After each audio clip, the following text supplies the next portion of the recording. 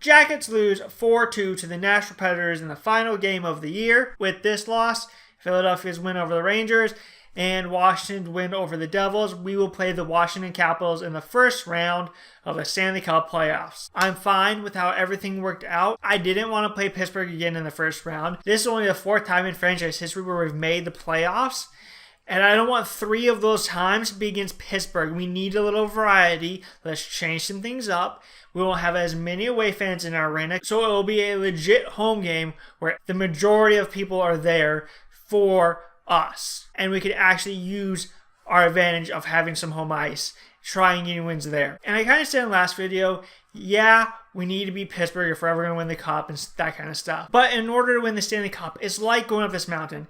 It's super steep slope at the beginning. We haven't got a playoff win ever in our franchise history, and that's a slope up. And we keep trying to beat this drag, and the Pittsburgh Penguins on our slope, they keep knocking us down because it's so easy for them to do. So we now have shooted their dragon away. If it's to the next round, that's fine. If it's to next year, that's fine as well. We have to start working on making this slope not as steep. We've already taken a chunk out of it by going to playoffs back-to-back years. Now let's take another chunk out by leading in the series, and then take another chunk out by winning a series and putting less pressure on us. Because no matter how much they say there is no pressure on us, we're just going to go out there and play. We're not thinking about it too much. They are human. That is on their mind. Let's be the first team in franchise history to win a series. They get caught up in that kind of stuff, and then Pittsburgh gets in our head, and it's a whole just downfall. So hopefully this year against the Capitals is going to be different. Let's get out of the first round, have a good series, and you never know what's going to happen. So now about the game. It felt like a preseason game where one team, us, is testing a lineup. Who can play with who can play in the NHL, who can't handle the pressure, who can't handle the pressure, all that kind of stuff. And then you have the other team, the Predators, who has the lineup set and now is just building confidence and building chemistry with each other, and they're just making moves. And I felt like our preseason lineup held themselves together. They competed. They had a bad first period, but the second and third period, we were out there using our speed, attacking, doing all the good stuff we were supposed to do. In the first period, we trying to get set up in the first period. That stuff kind of happens when you're learning each other. And Nashville used that 3-goal lead they got at the beginning of the first to win the game. And also Eric Robertson is one of those people. He made his NHL debut for us in this game. He looked really good. It looked like he was the one that was leading the charge on the comeback for the second and third.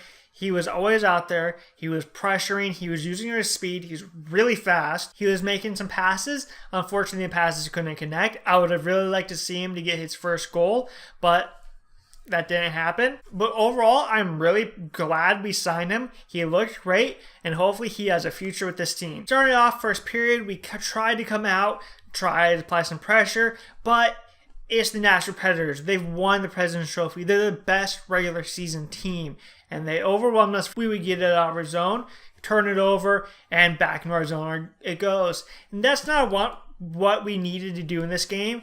We needed to get out there, have a good game, but lose. Play the smart way, but just don't score the goals. And we weren't doing that the first period. We constantly turned the puck over. We went into the box way too many times. But about 7 minutes in, we're starting to come up out of our zone. We turn it over. Mike Fisher skates in the zone. He does a little drop pass to Watson. Heads towards the net. Pushes our D back. Watson just waits. Shoots it. It beats Corpy. And the Predators have a 1-0 lead. About halfway through the period, the Predators get a power play. They're in our zone. They're moving the puck around. They are making some great passes. They get down below the line to Scott Hartnell. Philip Forsberg pinches down. Hartnell pits it through all of our players. Forsberg catches it, throws it out past Corpy right away, and the Predators have a 2-0 lead. So we're not off to the greatest start, but we start to apply a little bit of pressure. We get a couple of shots on Pekka. We start doing a little bit better after they start taking their lead. Nashville pulls up a little bit, so that allowed us to get more into the game. But coming near the end of the period, we take another penalty. Predators are on power play. Once again, they're in our zone. They're moving the puck around. They get below the goal line. They try to walk in front.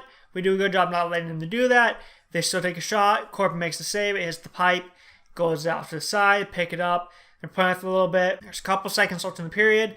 They get up to Forsberg. Forsberg shoots again right away. And it beats Corpy with 1 second left in the period. And the Predators have a 3-0 lead. that they take into the second period. So we go to the second period. We come out with a little bit more pressure. We're out in the offense zone, skating fast, shooting the puck, doing a little bit better than the first period. About 7 minutes in, Predators are coming out of their zone. We do a good job and force the turnover. The tester gets up to Anderson. Anderson skates in the offense zone, has the puck, has a little mini breakaway, shoots the puck. It beats Pecorine for his 19th goal of the year, and it's good. Anderson comes back. This is his second game. He gets a goal. Feels a little bit better about himself going into the playoffs. Maybe has a little bit of extra momentum. So that's good. Get him going also. We already have a couple people going that were sitting out of this game. If we get another person going, we just can overwhelm whoever we play. For the rest of the second period, the goalies stand tall. Nobody can stop the team's goalie. And we end the second period down 3-1. Right now, we're in the perfect spot. Playing better in the second period. If we keep playing better in the third period, we still could lose the game, but we'll still feel good about ourselves. We played a good game. We just didn't win. That kind of stuff happens. We gotta play smart. Playing smart is more important than winning this game. Because you can luck your way into a win. But you can't luck your way into a win in the playoffs. It's a lot harder to do. This is game 82.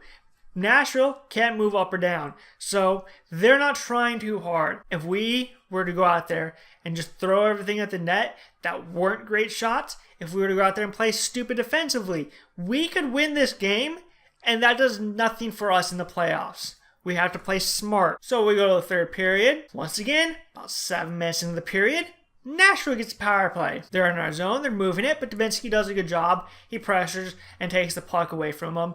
Him and Hannikainen skate out of the zone, and Subban does a good job. He plays Dubinsky. Hannikainen takes off. So now the one guy back is Ryan Johansson. Hannikainen had jumped up behind PK Subban. Dubinsky gets him the pass. Now Subban has to turn around and figure out what he's doing. Joey's covering Hannikainen, but Hannikainen pulls up as he enters the zone. Joey keeps sliding back.